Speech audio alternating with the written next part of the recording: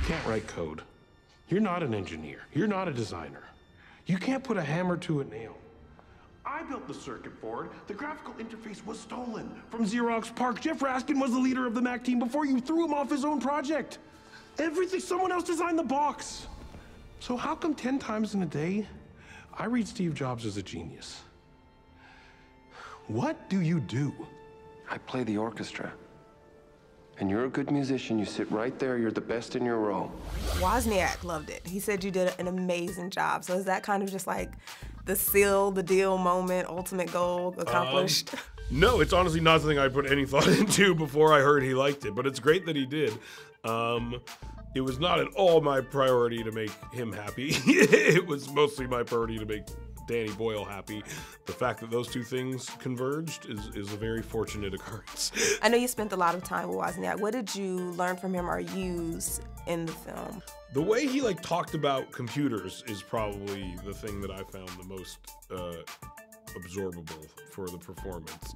Just like the sheer passion he has for the technology itself and the way he would describe it, and the awe he had over the inventiveness of it, that was something that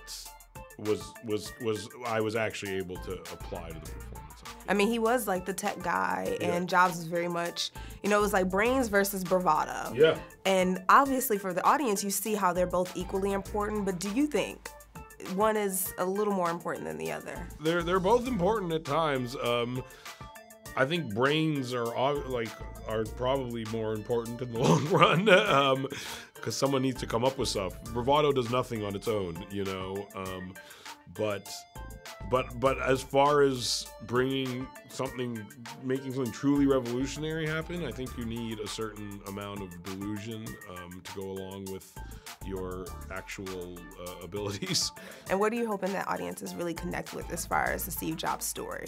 To me, it's just I think the idea of kind of ambition versus decency, I think, is a very relatable idea, and is a very prevalent theme throughout the movie. And I think, where do you get your worth from? Is it from accomplishing things or from being good to people? I think is also a very relatable theme and idea, and those are things I think about a lot. And so it's nice to see them intelligently discussed in a movie.